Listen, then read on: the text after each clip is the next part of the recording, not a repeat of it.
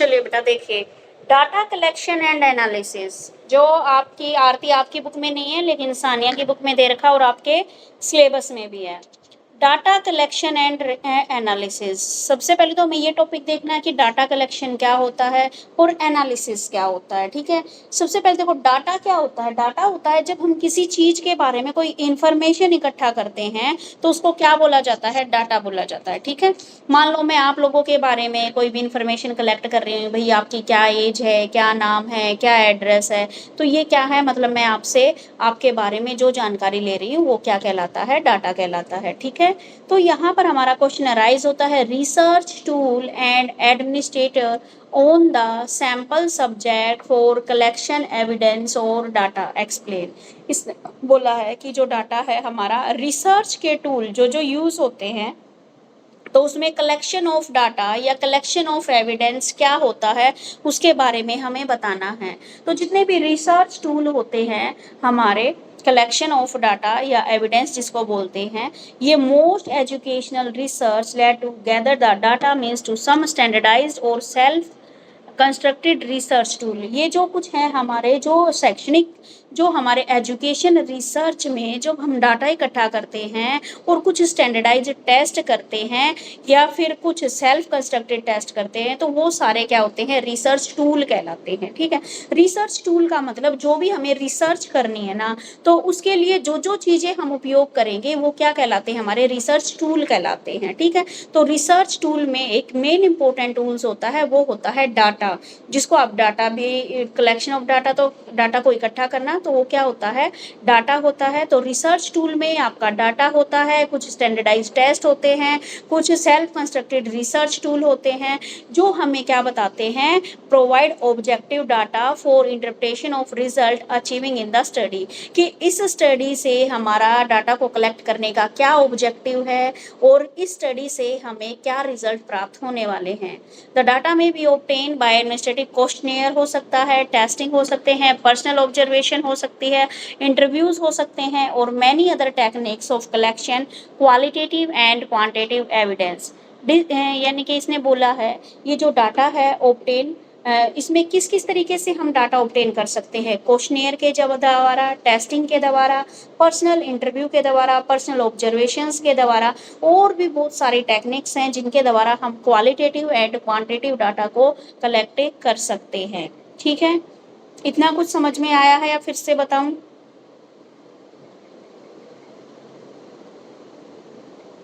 देखो data, data tool, research tool क्या होते हैं, वे टूल्स जो हमारी रिसर्च करने में हमारी हेल्प करते हैं, या उन टूल्स का जिनको हम रिसर्च के दौरान उपयोग करते हैं उसको हम रिसर्च टूल बोलते हैं। तो रिसर्च टूल में एक टूल होता है आपका डाटा, मेन क्या होता है, डाटा कलेक्ट करना, यानी कि जिस भी टॉपिक के ऊपर आप रिसर्च कर रहे हो उसके बारे में जानकारी प्राप्त करना ही क्या कहलाता है, आपका डाटा कहलाता है। ठीक है, तो हम क्या करते हैं, हमारे रिसर्च का क्या ऑब्जेक्टिव्स है और किस प्रकार हम रिजल्ट को क्या है अचीव करेंगे, ये सब क्या है हमारी डाटा के ऊपर वो करता है। ठीक है, और डाटा हम किस तरीके से इकट्ठा कर सकते हैं, या तो क्वेश्चनेयर के जरिए, क्वेश्चनेयर यानी कि मैंने एक प्रश्नावली बना दी, उसमें 20 क्वेश्चन लिख दिए वो आपसे रिलेटेड, मुझे आपके बारे में डाटा कलेक्ट करना है, तो मैंने एक प्रश्नावली बना दी, एक क्वेश्चनेयर बना दिया जिसमें मैंने 20 या 25 क्वेश्चन दे दिए आपसे रिलेटेड, आप उनको फिल करोगे, मैंने पूछ लिया आपका नाम क्या है, फादर नेम क्या है, सारी आपकी पर्सनल डिटेल आ गई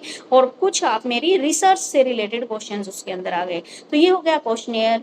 उसके बाद टेस्टिंग होती है कि हम कुछ टेस्ट वगैरह करते हैं या फिर पर्सनल ऑब्जर्वेशन कर सकते हैं, हम कोई भी सूचना हमें चाहिए तो हम क्या है पर्सनल खुद उसके ऊपर क्या कर सकते हैं, निगरानी रख के डाटा कलेक्ट कर सकते हैं। ठीक है, इंटरव्यू के माध्यम से मान लो मुझे डाटा कलेक्ट करना है तो मैं आप लोगों को आमने सामने बिठाकर क्वेश्चन पूछ सकती हूँ, इंटरव्यू के माध्यम से भी मैं जानकारी इकट्ठी कर सकती हूँ और अदर टेक्निक्स के द्वारा भी मैं क्वालिटेटिव एंड क्वांटिटेटिव, क्वालिटेटिव होता है गुणात्मक आंकड़े और क्वांटिटेटिव होते हैं मात्रात्मक आंकड़े हम प्राप्त कर सकते हैं। ठीक है, The research must be know how is while kind of data collected will take place and when. जो रिसर्चर है वो ये जानता है कि उसको किस टाइप का डाटा चाहिए, कहाँ से चाहिए और कब चाहिए। अब देखो भाई, मेरी रिसर्च है तो मैं जिस टॉपिक पे रिसर्च कर रही होंगी तो मुझे पता होगा कि मेरे को कहाँ से डाटा चाहिए और कब चाहिए, ठीक है। तो he must also the show type of data obtained from the selected instrument will be enable satisfaction model he will later use to bring out the significance of the study. The data collection is the accumulated specific evidence that enable the research to proper analyze the result all activity by the research design and procedure. The main purpose of collection is to verify the research hypothesis. तो यहाँ पर भी must also sure, हम ये पूरी तरह से sure होते हैं कि हमें किस टाइप ऑफ डाटा चाहिए, ऑब्टेनिंग फ्रॉम, हम कौन कौन से इंस्ट्रूमेंट सेलेक्ट करेंगे, तो ये हमें पता होता है जब हम रिसर्च कर रहे होते हैं। तो हमें प्राइमरी सोर्सेज से डाटा कलेक्ट करना है या सेकेंडरी सोर्सेज से डाटा सेलेक्ट करना है, ये सारी चीज़ें हमें देखनी है, ठीक है। जो डाटा है वो हमारा एक रिसर्च में जब हम एनालिसिस करते हैं तो वही डाटा क्या है, एक एविडेंस के तौर पर हम प्रयोग करते हैं। तो कुछ समझ में आया डाटा कलेक्शन का? Yes ma'am. सानिया अब आप एक्सप्लेन करो क्योंकि नेहा अभी आई है।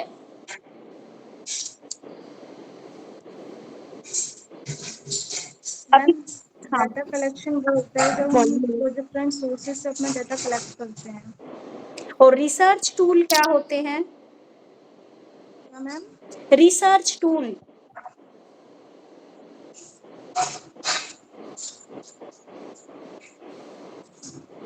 रिसर्च टूल क्या होते हैं?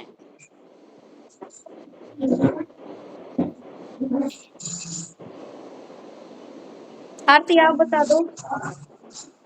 मैम रिसर्च टूल वो होते हैं जो हम किसी भी चीज़ की जब रिसर्च करते हैं उसमें जो भी चीज़ें हम लेते हैं, जैसे कि डाटा का यूज़ करते हैं रिसर्च करने के लिए, और वो टेस्टिंग होती है कुछ, और सेल्फ कंस्ट्रक्टेड टूल्स वगैरह कुछ होते हैं, ये हमारे रिसर्च टूल्स होते हैं मैम। ठीक है, यहाँ तक मीनिंग क्लियर है?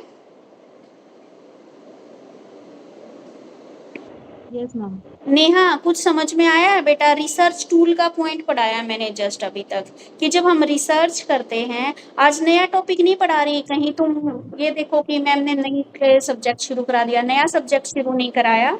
जो आपकी बुक खत्म हुई थी उसी की जो 5th यूनिट है उसमें एक जो आपकी बुक में नहीं दे रखा लेकिन इंग्लिश मीडियम की बुक में दे रखा है, डाटा कलेक्शन वाला topic, data collection and analysis, ठीक है, वो वाला टॉपिक करवा रही हूँ।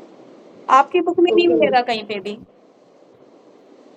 तो जस्ट ये आपको सुनना है ताकि अगर पेपर में आ जाए तो आप इसको इजीली लिख पाओगे। जरूरी नहीं कि पढ़ी हुई चीजें ही लिख सकते हो, सुनी हुई चीजें भी लिख सकते हो आप। तो सबसे पहला क्वेश्चन है, रिसर्च टूल के बारे में हमने बात की थी। अब मेन हम क्वेश्चन पे आते हैं, need of data collection. Data collection हम क्यों करते हैं?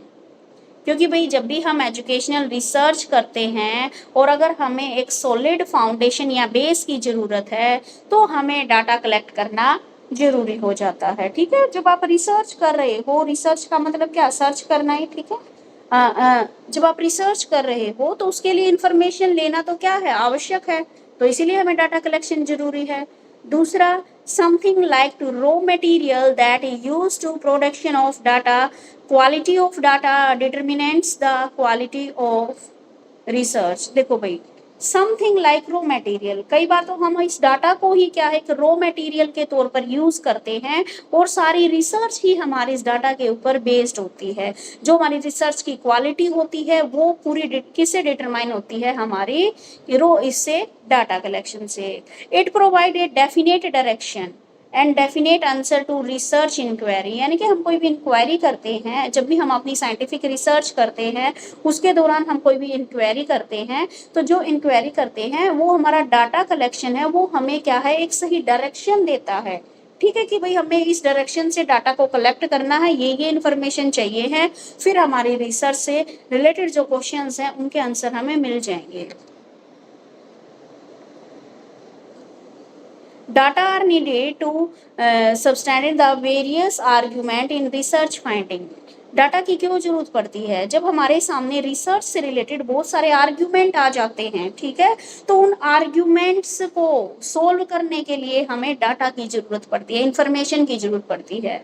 मेन पर्पस डाटा कलेक्शन का क्या है? जो हमने हाइपोथेसिस लगाए थे उनको वेरीफाई करना। हाइपोथेसिस का मतलब जो आप उपकल्पनाएं लगाते हो, जो कल्पना लगाते हो कि भाई ऐसा हो जाएगा, इमेजनरी जो आप लेते हो, तो जो इसका पर्पज क्या होता है डाटा कलेक्शन का? जो आपने हाइपोथेसिस लगाए थे उसको वेरीफाई करना। स्टैटिस्टिक डाटा यूज टू दो बेसिक प्रॉब्लम और इन्वेस्टिगेशंस पर आधारित है। एक है पॉपुलेशन पैरामीटर जो हेल्प करता है जनरलाइजेशन के फॉर्मूले के लिए। हाइपोथेसिस और investigation are test by the data collector procedure. दूसरा क्या है? जो डाटा कलेक्ट करने वाला है उसके प्रोसीजर के अकॉर्डिंग। एक है पॉपुलेशन पैरामीटर जिसमें क्या है आप जनरलाइज कर सकते हो, ठीक है, ड्राइंग जनरलाइजेशन यानी कि सबके लिए एक समान है। और एक आप क्या है, एक जो डाटा कलेक्टर है उसके अपने प्रोसीजर अपने हिसाब से जो वो करता है। Qualitative data is used for find out the fact and जो क्वालिटेटिव डाटा है वो फैक्ट को देखता है। क्वांटिटेटिव डाटा क्या करता है? फॉर्मुलेट न्यू थ्योरी, ठीक है, quantitative data and employ to formulate new theory और प्रिंसिपल, ठीक है। क्वालिटेटिव डाटा फैक्ट को ढूंढता है और क्वांटिटेटिव डाटा उन्हीं को यूज करते हुए, उन्हीं फॉर्मूलाज को यूज करते हुए न्यू थ्योरी और प्रिंसिपल्स को हम डेवलप करते हैं। Data also employed the certain the effectiveness of new device practical utility. Data क्या करता है? इफेक्टिवनेस, अपने प्रभावपूर्ण तरीके से जो भी नई चीज आपने यूज की उसको प्रैक्टिकली हम उसको यूज कर सकते हैं या नहीं, ये हमें बताता है। Data necessary to provide the solution of the problem. Data क्या है, किस लिए आवश्यक है? हमारी प्रॉब्लम का सॉल्यूशन देखने के लिए। तो अब देखो 9 पॉइंट दे रखे हैं, 4-5 भी इजीली कर लोगे तो बहुत हैं। देखो सबसे पहला पॉइंट, हमें डाटा को कलेक्ट करने की क्यों आवश्यकता हुई? बताओ भाई।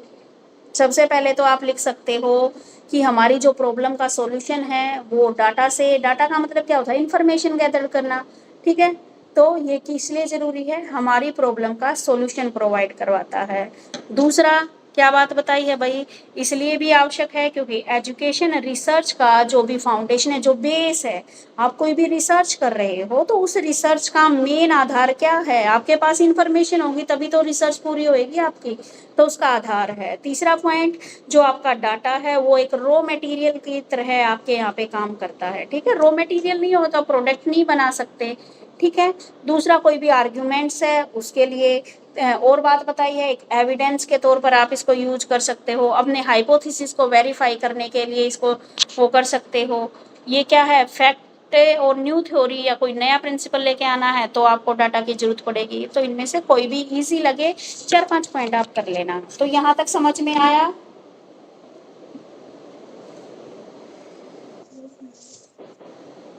Yes ma'am. अब देखो मीनिंग ऑफ डाटा। डाटा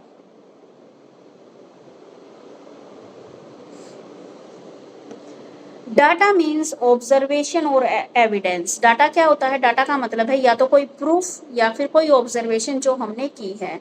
अगर हम साइंटिफिक एजुकेशन रिसर्च में रिक्वायर्ड होता है, अगर हम साइंटिफिक एजुकेशन रिसर्च की तरफ से देखें तो डाटा का मतलब होता है कुछ स्टैंडर्डाइज रिसर्च टूल या फिर सेल्फ डिजाइन इंस्ट्रूमेंट से होता है, ठीक है। अगर हम साइंटिफिक एजुकेशन रिसर्च की तरफ से देखें तो डाटा का मतलब होता है एक स्टैंडर्डाइज रिसर्च, ठीक है, एक प्रमाणीकृत रिसर्च टूल या फिर हमने स्वयं अपने द्वारा डेवलप किए गए instrument.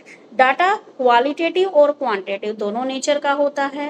Numerical description of individual with regard to some characteristics और वेरिएबल्स, ये न्यूमेरिकल डिस्क्रिप्शंस भी होता है, ठीक है। Measurement process of employ to qualify a variable. Data are collected are both variable as well as attributes. These are gathered terms of frequency and score. It depend on type of instrument employee measures, generally test yield data for the score and questionnaire who provide the data from the frequency data with the which think of data are fact are used to educational research. There is essential understand the clearly. भाई इसने बताया कि data का मतलब होता है हमारी observation या एविडेंस होना है। साइंटिफिक रिसर्च के अकॉर्डिंग डाटा का मतलब होता है स्टैंडर्डाइज रिसर्च टूल या हमने स्वयं द्वारा निर्मित किए गए इंस्ट्रूमेंट। ये हमारा गुणात्मक और मात्रात्मक दोनों प्रकार का होता है। इसमें न्यूमेरिकल रिप्रेजेंटेशन भी कर सकता है एक इंडिविजुअल, ठीक है, और या फिर उसकी करेक्टरिस्टिक्स, या तो आप न्यूमेरिकल में डाटा को प्रेजेंट कर सकते हो नंबरों के तौर पर, या फिर उसकी करेक्टरिस्टिक्स को भी करेक्टरिस्टिक्स के तौर पर भी आप इसको रिप्रेजेंट कर सकते हो। आप इसको मेजर भी कर सकते हो, उसकी क्वांटिटी, अगर आप उसको मेजर करना है तो क्वांटिटी जो मात्रा है उसको आप इजीली मेजर कर सकते हो। जो डाटा को आप कलेक्ट करते हो उसमें कुछ वेरिएबल्स होते हैं और कुछ एट्रीब्यूट्स होते हैं। जब आप उन सबको इकट्ठा करते हो तो कुछ टर्म ऑफ फ्रीक्वेंसी और स्कोर आप बनाते हो। तो ये डिपेंड करता है आपने कौन सा इंस्ट्रूमेंट यहाँ पर मेजरमेंट के लिए यूज़ किया है। जो जनरली जो भी टेस्ट होता है डाटा का वो स्कोर वाला होता है, और क्वेश्चनर विच प्रोवाइड द, और दूसरी क्या है इसमें क्या स्कोर किस में आता है जब आप क्वांटिटेटिव डाटा यूज़ करते हो, ठीक है, और जब एट्रीब्यूट्स कब आते हैं जब आप क्वालिटेटिव डाटा यूज़ करते हो, ठीक है। तो आप सोच सकते हो कि एजुकेशन रिसर्च के लिए ये क्या है, एजुकेशनल रिसर्च के लिए डाटा को समझना और क्लियर करना बहुत इम्पोर्टेंट है, ठीक है। अगर सिंपल सी अपनी भाषा में याद करो तो क्या करोगे, डाटा एक ऑब्जर्वेशनल टूल है, या डाटा क्या है, एक इंफॉर्मेशन है जो क्या है हमें ऑब्जर्वेशन से प्राप्त होती है, ठीक है, जो एजुकेशन रिसर्च में उपयोग की जाती है। यह क्वालिटेटिव और क्वांटिटेटिव दोनों नेचर का होता है, ठीक है। डिस्क्रिप्शन में भी हो सकता है, और आप इसको न्यूमेरिकल में भी हो सकता है, और आप ये डिस्क्रिप्टिव भी हो सकता है, ठीक है, दोनों प्रकार का हो सकता है, ठीक है। डाटा का मीनिंग क्लियर हुआ है या नहीं हुआ है?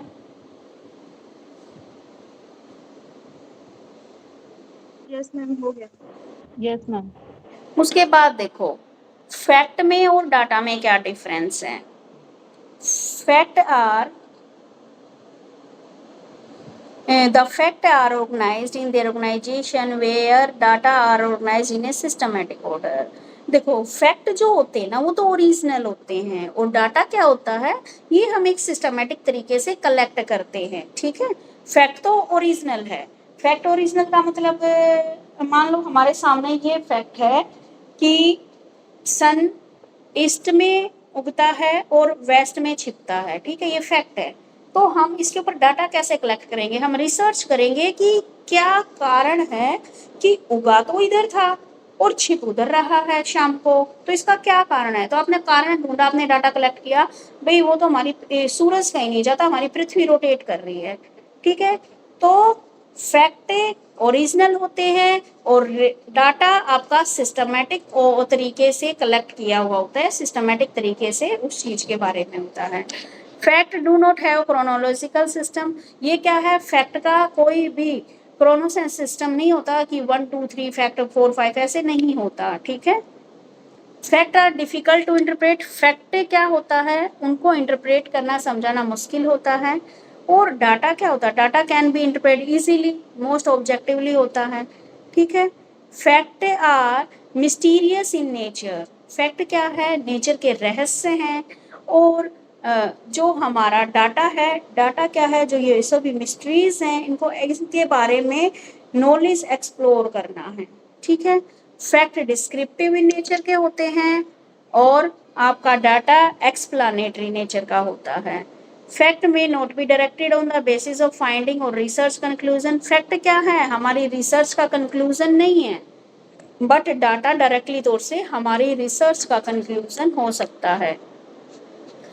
Fact are usually too broad, बहुत बड़े होते हैं, not likely a purposive way, कोई पर्पजिव वे नहीं होता, लेकिन डाटा को कलेक्ट करना आपका पर्पस होता है। Fact are collected in historical और सर्वे रिसर्च से कर सकते हैं, लेकिन डाटा हम साइंटिफिक और एक्सपेरिमेंटल रिसर्च के दौरान करते हैं, ठीक है। अब इसमें डिफरेंस बताइए मुझे।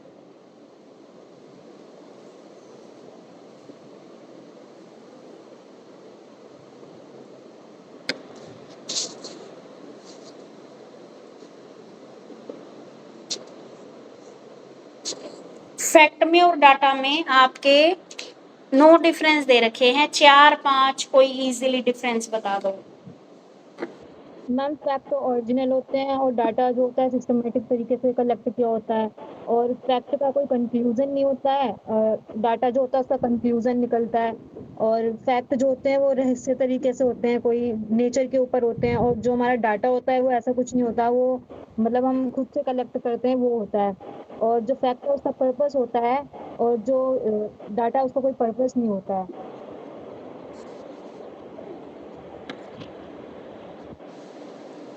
सानिया समझ में आ रहा है बेटे? यस मैम आ रहा है। ठीक है, अब देखो नेचर ऑफ डाटा। डाटा का क्या है, दो ही टाइप का है भाई डाटा का नेचर, या तो क्वालिटेटिव होगा या क्वांटिटेटिव होगा। ठीक है, क्वालिटेटिव आपको पता ही है, क्वालिटेटिव का मतलब होता है आपका मात्रा सॉरी सॉरी गुणात्मक।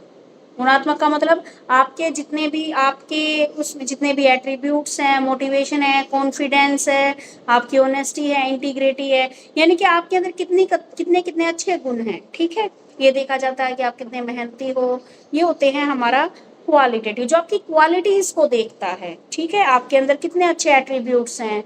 ठीक है, ये न्यूमेरिकल वैल्यू में नहीं होता, इसको हम न्यूमेरिकल वैल्यू में नहीं निकाल सकते। जो हमारी क्वालिटीज हैं उनको हम वैल्यू में नहीं निकाल सकते। ठीक है, तो वो होता है हमारा क्वालिटेटिव डाटा। नाम से ही पता लग रहा है, जो बंदे की क्वालिटी को दिखाता है या जो इन्फॉर्मेशन की क्वालिटी को बताता है वो क्वालिटेटिव होता है।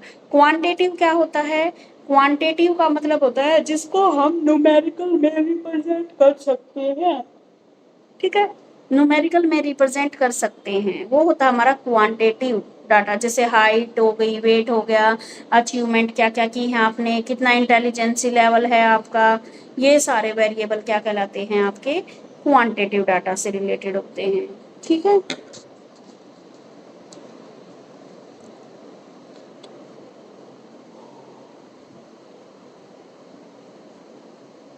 यहाँ तक समझ में आ गया? Yes ma'am. आ गया सानिया? Yes ma'am.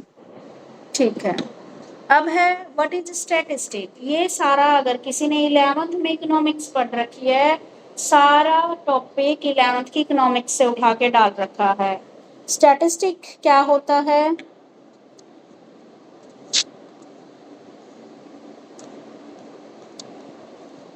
देखो भाई,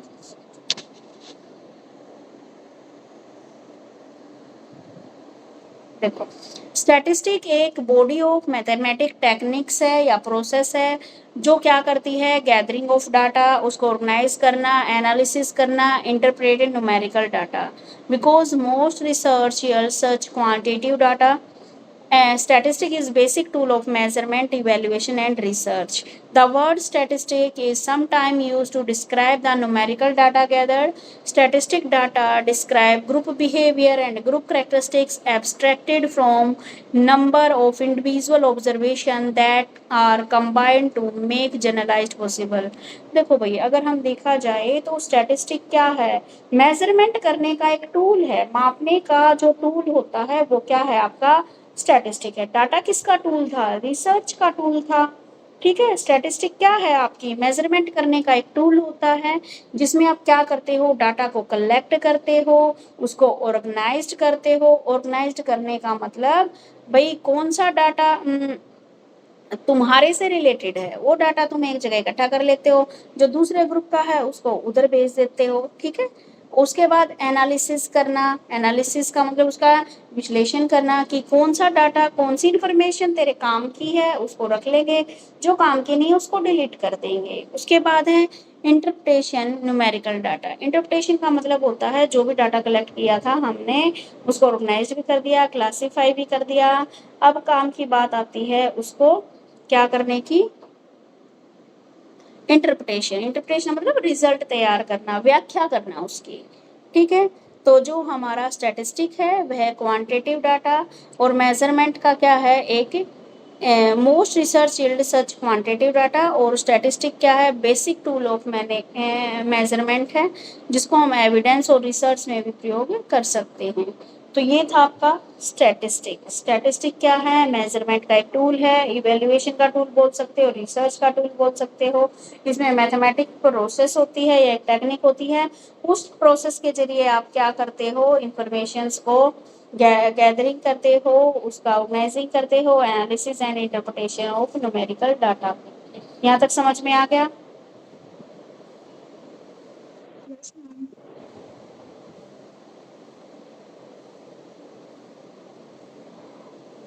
तो भाई ऐसे टाइम पे क्लास लगती है, नींद आने लग जाती है मुझे।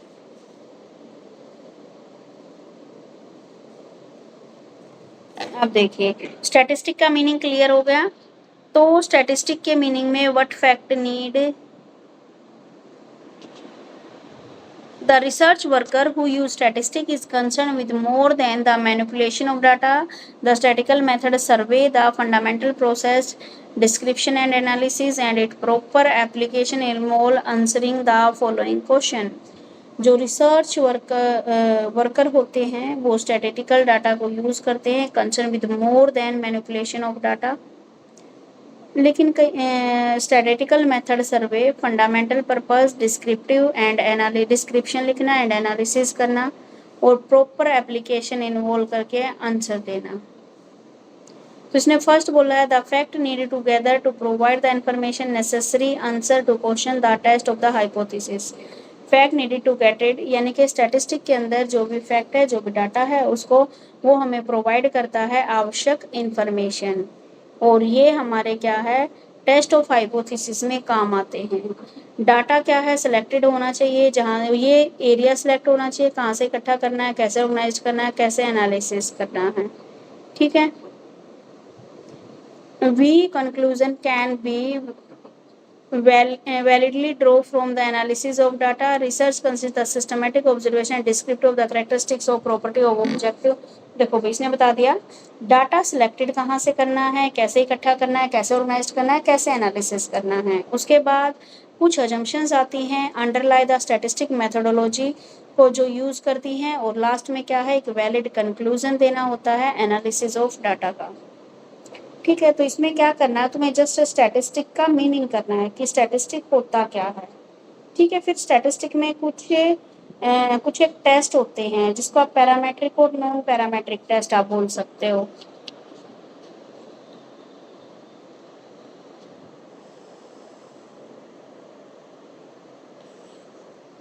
देखो, पैरामेट्रिक टेस्ट क्या होते हैं?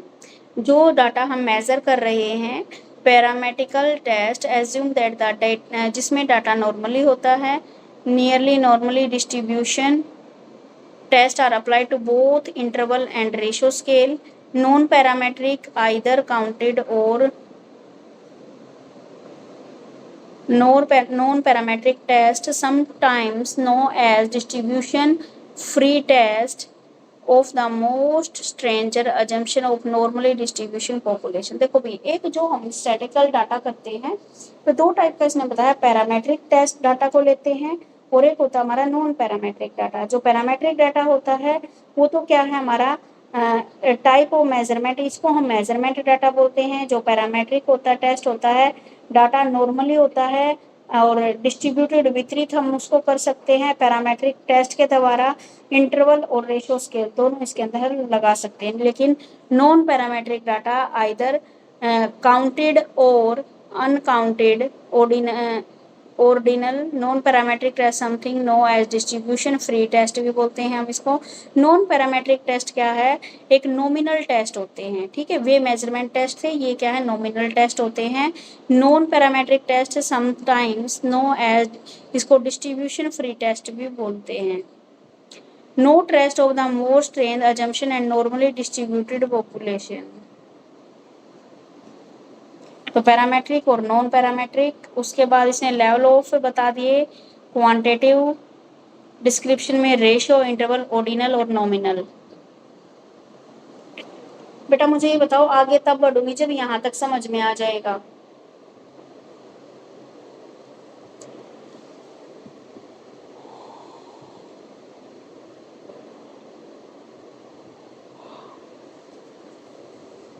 बताओ। समझ में आया स्टैटिस्टिक क्या होता है?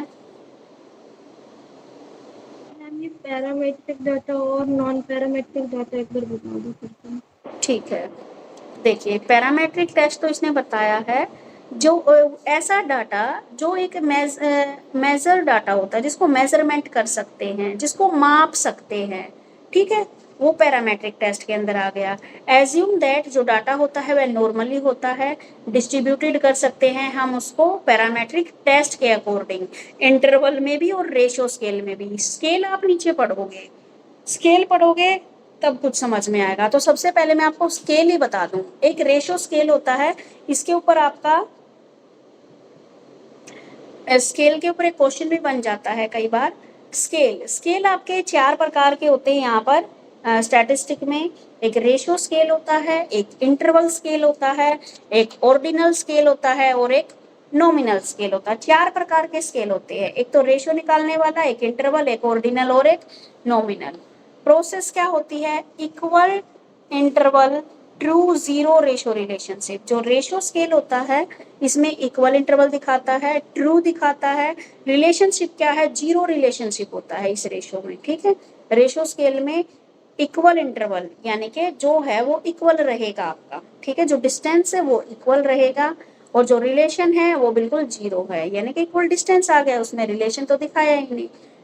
अगर हम डिस्क्रिप्टिव और इनफेरेंस जिसको बोलते हैं, इंटरवल में इक्वल इंटरवल होते हैं, no true zero, true zero नहीं होती, true zero ratio, equal, no true zero ratio, parametric और ऑर्डिनल रैंक दी होती है इसमें, और नॉन पैरामेट्रिक में नॉमिनल होता है, क्लासिफाइड एंड काउंटेड। जो क्लासिफाई होता है और काउंटेड होता है, ये थोड़ा सा ना आपके जो उससे है, वैसे सानिया को तो समझ में आ ही जाएगा, ये तो उसी से है, क्या बोलते हैं, कॉमर्स से। देखो रेशो में क्या होता है, रेशो स्केल में इक्वल इंटरवल होते हैं, जीरो भी दी होती है, ट्रू जीरो रेशो भी होता है, ठीक है, और रेशो रिलेशनशिप है। इंटरवल में क्या है, इंटरवल में इक्वल इंटरवल है लेकिन जीरो नहीं शो हो रखी होती। देखो तुम एक नॉर्मल स्केल देखो अपना, ठीक है, नॉर्मल स्केल कहाँ से शुरू होता है? जीरो से शुरू होता है, जीरो के भी उसमें अक्षर भी होते हैं ना, फिर 1 होता है, इतना सा स्केल में देने के बाद फिर 1 होता है, फिर आगे बटा होता है। तो रेशो स्केल में क्या है, जीरो होती है और जीरो रेशो रिलेशनशिप होता है। इंटरवल में इंटरवल इक्वल होते हैं लेकिन ट्रू जीरो नहीं दे रखा होता इसमें। ऑर्डिनल में क्या होती है, रैंक होती है, first rank, second rank, third rank, ऐसे लिखा होता है। और नॉमिनल में क्या होता है, क्लासिफाइड होता है और काउंटेड होता है, ठीक है, बांट रखा होता है और काउंटिंग भी होती है साथ में, ठीक है। अब इसमें एक पैरामेट्रिक होता है और एक नॉन पैरामेट्रिक। रेशो में डिस्क्रिप्टिव और इनफेरेंस, पैरामेट्रिक में मीन निकालना, आपका टी टेस्ट निकालना, फैक्टर एनालिसिस, मैन वाटसने टेस्ट, ठीक है। उसके बाद है आपका ऑर्डिनल में मीडियन क्वार्टाइल डेविएशन निकालना, स्पीयरमैन टेस्ट निकालना, ठीक है। नॉन पैरामेट्रिक में क्लासिफाइड एंड काउंटिंग मोड निकालना और काई स्क्वायर निकालना, ठीक है, ये वाले टेस्ट है। तो 4 टेस्ट के नाम बताओ मुझे।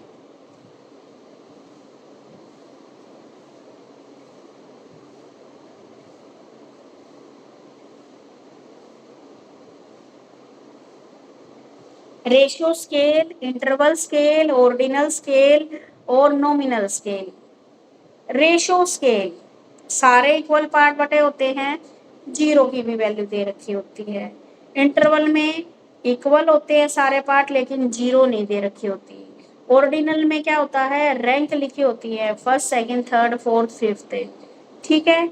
नॉमिनल में क्या होता है, क्लासिफाइड होता है और काउंटेड होता है, ठीक है, बटा हुआ भी होता है और हम इसको काउंट भी कर सकते हैं। ये वाले 4 स्केल बताए हैं। तो इन्हीं स्केल को लेकर पैरामेट्रिक और नॉन पैरामेट्रिक डाटा होता है। तो पैरामेट्रिक डाटा में टाइप ऑफ मेजरमेंट डाटा, जिसको आप पैरामेट्रिकली टेस्ट के द्वारा नॉर्मली डिस्ट्रीब्यूशन अप्लाई करके, जिसमें आप डिस्ट्रीब्यूटेड पैरामेट्रिक टेस्ट को अप्लाई करके बोथ इंटरवल और रेशो स्केल के आधार पर आप आंसर निकालते हो, ठीक है। नॉन पैरामेट्रिक टेस्ट में है ये हमारा एक नॉमिनल स्केल होता है, नॉमिनल और हाँ जी नॉमिनल स्केल होता है। Non parametric test sometime know as the distribution free test, distribution free test भी बोलते हैं। More strength assumption of normally distribution population, more strength assumptions होती है नॉर्मली डिस्ट्रीब्यूशन पॉपुलेशन के अंदर। ये भी थोड़ा सा स्टैटिस्टिक का है, इसलिए हो सकता है आप लोगों को ना समझ में आए, ठीक है। जिसको समझ में आ रहा हो समझ में आ गया। पैरामेट्रिक टेस्ट बताना।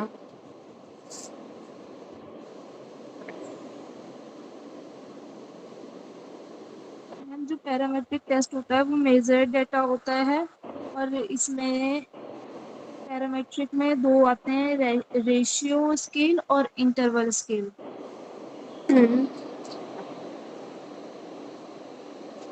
अच्छा, हमारा जो स्केल यूज करते हैं हम वो कौन सा होता है? हम जो स्केल यूज करते हैं रेशियो होता है, इंटरवल होता है, ऑर्डिनल होता है या फिर नॉमिनल होता है? हम मैम रेशो होता है हमारा। पक्का रेशियो तो वेबसाइट करके बंद हो गया। गूगल करके देखो फटाफट। हम जो रे स्केल यूज करते हैं वो कौन सा होता है? रेशियो, इंटरवल, ऑर्डिनल या नॉमिनल?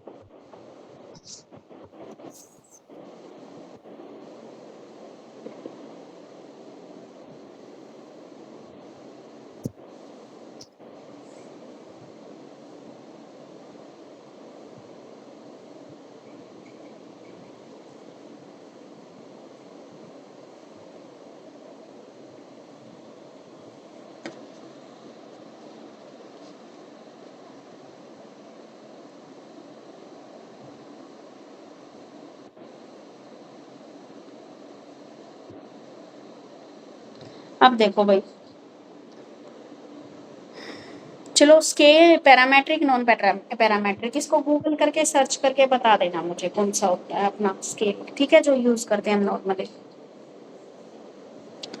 अब इसने बताया हमारा जो रेशियो स्केल था उसमें इसने डिस्क्रिप्टिव और एप्रोप्रिएट डिस्क्रिप्टिव और इनफेरेंस्ड, डिस्क्रिप्टिव एंड इनफेरेंटल एनालिसिस के बारे में बताया है। डिस्क्रिप्टिव एनालिसिस क्या होता है? डिस्क्रिप्टिव मतलब बिल्कुल गहराई में जाकर हम जब जिस चीज के बारे में कोई नॉलेज निकालते हैं, मान लो आप कोई क्वेश्चन पढ़ रहे हो तो बिल्कुल गहराई में, बिल्कुल अच्छे से एक एक चीज बारीकी से आपने याद की, तो वो होता है डिस्क्रिप्टिव। तो डिस्क्रिप्टिव एनालिसिस का मतलब होता है generalisation to the particular group of individual observe, या तो कोई ग्रुप या फिर कोई पर्टिकुलर एक बंदा ऑब्जर्व कर रहा है हर एक छोटी छोटी चीजों को। No conclusion are extremed beyond the group and any similarities of those outside the group can not be assumed.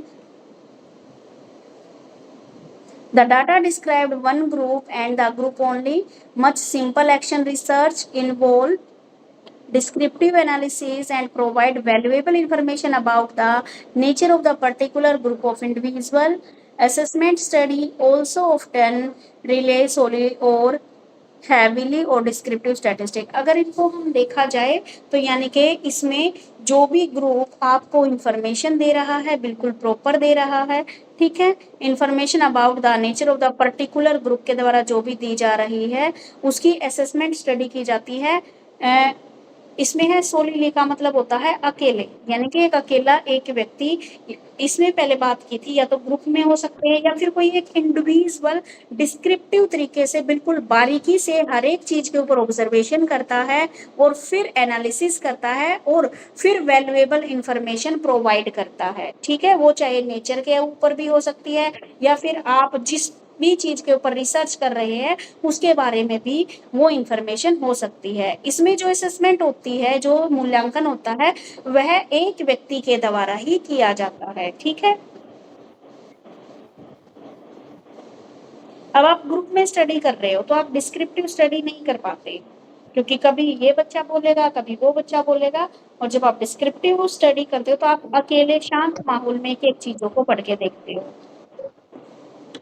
Inferential analysis. Inferential statistical analysis always involve the process of sampling and selecting a small group assumed to be related of the population. Inferential analysis जिसको आप क्या बोलते हो, sampling भी बोलते हो, जिसपे हम क्या है एक एक व्यक्ति या एक एक इंडिविजुअल के ऊपर एनालिसिस नहीं कर सकते, तो हम क्या करेंगे भाई, उस क्या करेंगे हम पूरी पॉपुलेशन में से एक सैंपल ले लेंगे। ठीक है, मान लो तुमने घर में चावल पकाए, तुम पूरे सारे चावलों को थोड़ी ना एक एक करके खा के देखोगे, आप क्या करोगे, दो चार चावल उठाओगे, उसको दबा के देखोगे कि पक गए या नहीं पक गए, वो दब गए तो मतलब सारे पक गए। तो ये होती है इन्फेरेंटल एनालिसिस कि आप क्या करते हो, एक हर एक इंडिविजुअल के बारे में डिस्क्रिप्टिव नॉलेज नहीं ले सकते क्योंकि पॉपुलेशन बहुत ज्यादा है। तो आप एक एक व्यक्ति के पास ना जाके, इंडिविजुअली ना जाके, आपने एक छोटा सा ग्रुप उठा लिया और उस ग्रुप के आधार पर आपने अपना रिजल्ट दे दिया। ठीक है, सानिया समझ में आ रहा है बेटे, और बाकी दो बच्चों को, नेहा और आरती? यस मैम आ रहा है। ठीक है, तुम्हें आ गया भाई? नेहा यस का, मैम आ रहा है। नेहा का तो मुझे यस मैम। आ रहा, मुझे तो ऐसा लग रहा है जैसे तू फंस गई हो, पता नहीं कहाँ कौन से कुएं में ले जाके डाल दिया मैडम ने। नहीं, ऐसा कुछ नहीं है। नहीं है, क्योंकि बिना बुक के हो सकता है ना, ऐसा ही लग सकता है, पता नहीं मैडम ने कहाँ डाल दिया। देखो एक बार बता देती हूँ, हमने टॉपिक शुरू किया था रिसर्च टूल के साथ। रिसर्च टूल में हमने अलग अलग टूल्स बताए थे कि डाटा को कलेक्ट करने के लिए डाटा भी एक टूल होता है, क्वेश्चनियर का यूज करते हैं, वो सारी चीजें। फिर बताया था डाटा क्या होता है। डाटा के बाद हम पहुंच गए भाई कौन सी दुनिया में, स्टैटिस्टिक क्या होता है। भाई सारे एक जैसे ही है, अब स्टैटिस्टिक में भी तो डाटा ही कलेक्ट कर रहे हैं। फिर उसमें पैरामेट्रिक और नॉन पैरामेट्रिक डाटा बोल दिया। फिर उसने बोल दिया दो तीन प्रकार के स्केल बोल दिया। एक डिस्क्रिप्टिव एनालिसिस आ गया, एक इनफेरेंटल एनालिसिस आ गया। डिस्क्रिप्टिव में आप हर एक चीज को, एक एक चीज को देख के फिर वो एनालिसिस करते हो, और इनफेरेंटल में मोटे मोटे तौर पर आपने क्या कर लिया।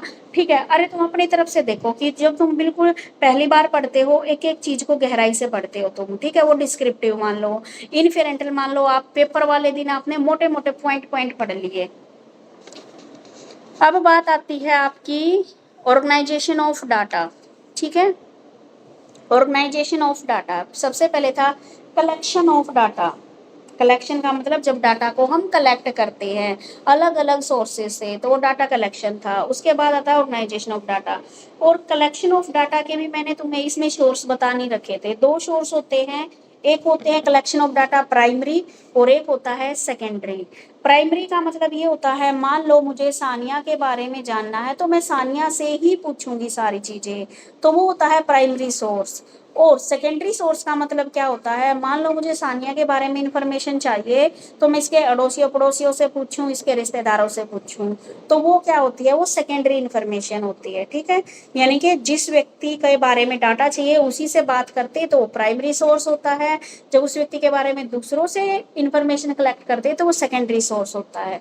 ठीक है, तो दो तरीके से हम डाटा को कलेक्ट करते हैं, प्राइमरी सोर्स से और सेकेंडरी सोर्स से। उसके बाद आता है ऑर्गेनाइजेशन ऑफ डाटा, कि जो डाटा हमने कलेक्ट करा है उसको हम क्या कर देते हैं, ऑर्गेनाइज कर देते हैं, बिल्कुल सही टर्म में उसको हम लगा देते हैं। ठीक है, यहाँ पर जैसे दिया गया है, एक टेस्ट स्कोर दिया गया है, टीचर ने ग्रेड बुक बनाई है, एग्जाम्पल अनऑर्गेनाइज्ड डाटा बना दिया भाई, मैडम ने दे दिया कि एल्बर्ट जेम्स, यानी कि तुम लगा लो, मैंने लिख दिया आरती नेहा सानिया के इसमें इतने नंबर आ गए, उसके दो बच्चों के इतने नंबर आ गए, इतने आ गए, यानी कि हमने डाटा मिक्स कर रखा है यहाँ पे। और ऑर्गेनाइज्ड का मतलब इसको एक अच्छे तरीके से या तो टैबुलेशन फॉर्म में इसको दिखाओ या कैसे भी इसको दिखाओ। अब यहाँ पे तो मैंने जब अनऑर्गेनाइज था तो बस 4-5 लाइनों में इसको बता दिया। जब मैंने ऑर्गेनाइज किया तो हर एक व्यक्ति का अलग अलग अच्छे से बताया कि उसके इतने नंबर आए, उसके इतने नंबर आए, उसके इतने नंबर आए। ठीक है, ऑर्गेनाइज करना अच्छे तरीके से, यानी कि उसको इस तरीके से रिप्रेजेंट करना कि डाटा अगले बंदे को समझ में आ जाए। ठीक है, अब मान लो तुम अपने नोट्स बनाते हो, नोट्स में तुम पता नहीं क्या खिचड़ी पकाते हो, तो वो तो क्या कर रहे हो, तुम डाटा कलेक्ट कर रहे हो। जो तुमने नोट्स बनाए अब उसको जब मान लो टेस्ट हो रहा है तो क्वेश्चन में लिख रहे हो, तो तुम उसको बिल्कुल अच्छे से लिखोगे ताकि टीचर को समझ में आ जाए।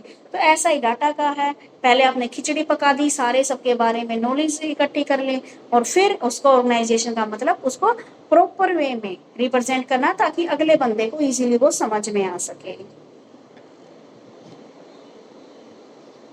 Group data distribution. उसके बाद देखो इसने स्कोर का क्या है, एक इंटरवल भी बना रखा है। देखो टैली बार आप लोग करते थे, जितने नंबर होते थे उनका आपने टैली बार बना दिया। 2 नंबर के लिए टैली बार कितने बच्चों को याद है?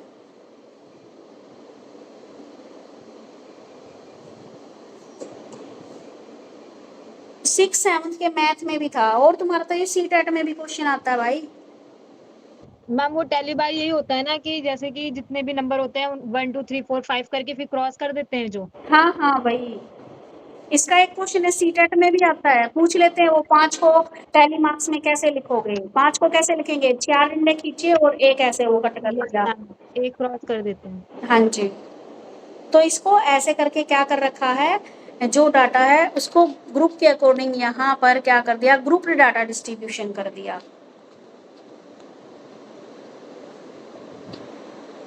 उसके बाद बेटा ये फ्रीक्वेंसी डिस्ट्रीब्यूशन का आप नहीं भी करोगे तो कोई दिक्कत नहीं है, क्योंकि आपके सिलेबस में सिर्फ क्या है, data collection and data analysis.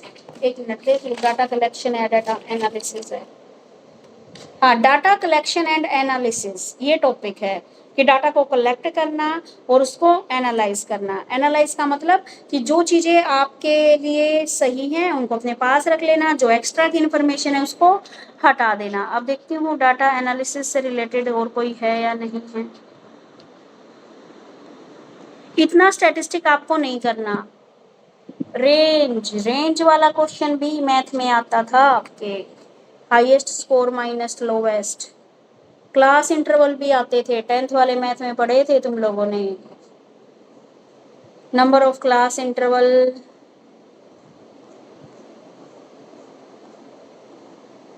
Tally marks ये आ गए। Method of organizing raw data,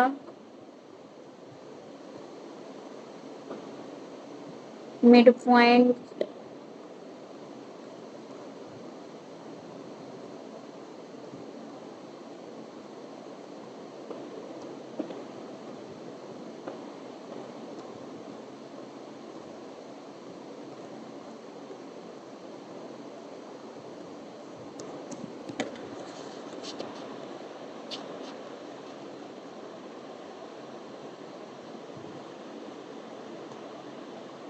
Sania इसमें ना बहुत सारे क्वेश्चन एक्स्ट्रा दे रखे हैं।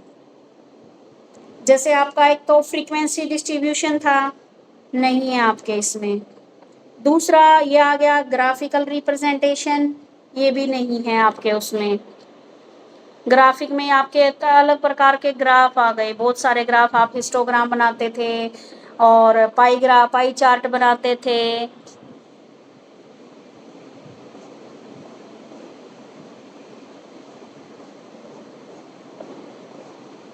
हिस्टोग्राम वाला दे रखा है।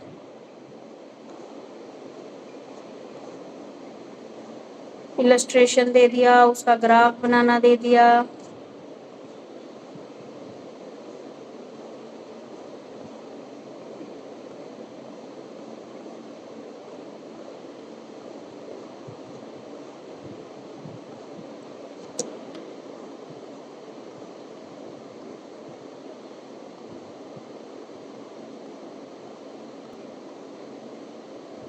फ्रीक्वेंसी कर्व ये नहीं करना आप लोगों को। उसके बाद फिर इलस्ट्रेशन दे दिया, डाटा कंस्ट्रक्शन करके दे दिया, इसका हिस्टोग्राम बनाओ, पाई चार्ट बनाओ।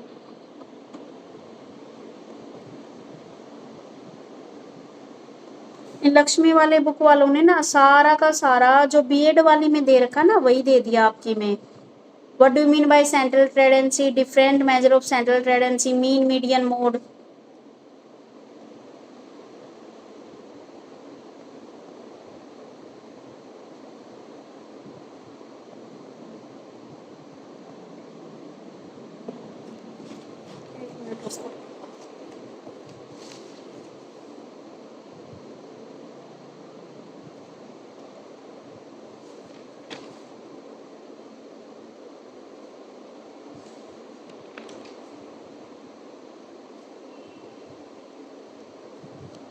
मैं एक बार ना प्रीवियस पेपर में देख रही हूँ कि कोई प्रैक्टिकल क्वेश्चन दे रखा है या नहीं दे रखा, क्योंकि अगर दे रखा होगा तो इस हिसाब से मैं करवा दूंगी, नहीं दे रखा होगा तो फिर छोड़ देना।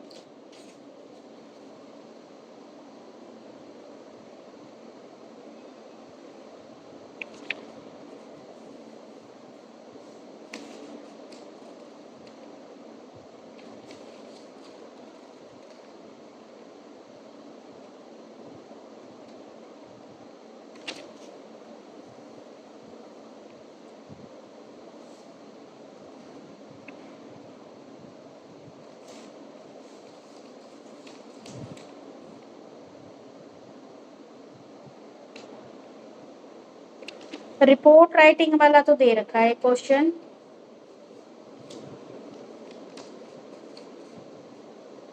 एजुकेशन रिसर्च क्या होती है, case study in action research, ये आ रखा है 2 नंबर में। What do you mean by analysis of data.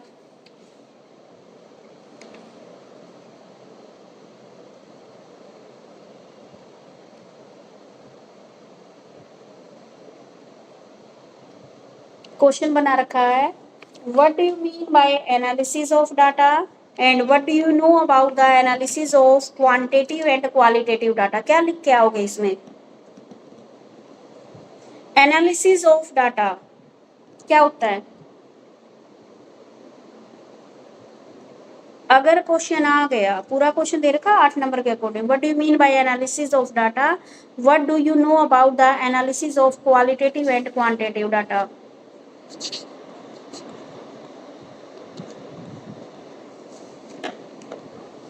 Ma'am analysis data तो वही हुआ कि सारे डाटा को कलेक्ट करके फिर उनको एनालिसिस करके अलग अलग उसमें डिवाइड करना, और क्वांटिटेटिव में वही है जिसको हम नाप सकते हैं, और क्वालिटेटिव में वो है जिसको हम नहीं माप सकते। जो हमारी गुण होते हैं वो बताए जाते हैं, और क्वांटिटेटिव में जो होते हैं वो नंबर वगैरह बताए जाते हैं मैम। हाँ जी, ये तो चलो मीनिंग तो क्लियर हो गया आपको, लेकिन इसको 8 नंबर के अकॉर्डिंग कैसे करोगे। सबसे पहले क्या करोगे, एनालिसिस ऑफ डाटा का के बारे में बताओगे, एक डेफिनेशन लिखोगे, फिर आप लिखोगे एनालिसिस ऑफ डाटा, डायग्राम बना दोगे, ऊपर लिख दो एनालिसिस ऑफ डाटा 2 टाइप में, qualitative data and quantitative data. फिर आप सारा क्वालिटेटिव डाटा के बारे में बताओगे कि क्वालिटेटिव डाटा क्या होता है, फिर आप एक्सप्लेन करोगे क्वांटिटेटिव डाटा क्या होता है, फिर आप इनका एनालिसिस करके बताओगे कि इनके एनालिसिस से आपको क्या क्या पता लगता है, क्वालिटेटिव डाटा में क्या क्या आता है और क्वांटिटेटिव डाटा में। यानी कि आपको कम से कम जितनी सीट भर सकते उतनी भरनी पड़ेगी। ये तुम्हारी हिंदी मीडियम में दिया था। नहीं मैम ये टॉपिक ही नहीं नहीं हमारे सर, ये नहीं है। बस इन्होंने आगे लिख दिया है सिलेबस में, बाकी दिया तो है नहीं पीछे। और बेटा ये जितने आपके सानिया ये दे रखे हैं ना, आपके जितने भी प्रैक्टिकल क्वेश्चन दे रखे हैं, ये नहीं है आपके इसमें, आपके सिलेबस में जस्ट ये पॉइंट है collection of data and analysis of data, और एक रिपोर्ट राइटिंग वाला। अब मैं वही ढूंढ रही हूँ रिपोर्ट राइटिंग वाला। ये सारा आपका grouped data, mean, median, mode, practical portion दे रखा बहुत ज्यादा आपका।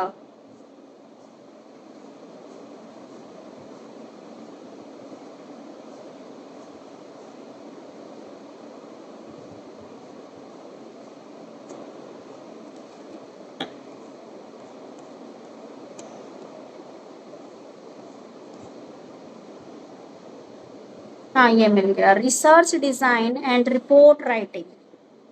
ठीक है, research designing and report writing, light भाग गई है, ये टॉपिक कल करवाऊंगी। ठीक है, सैटरडे है, कोई बात नहीं,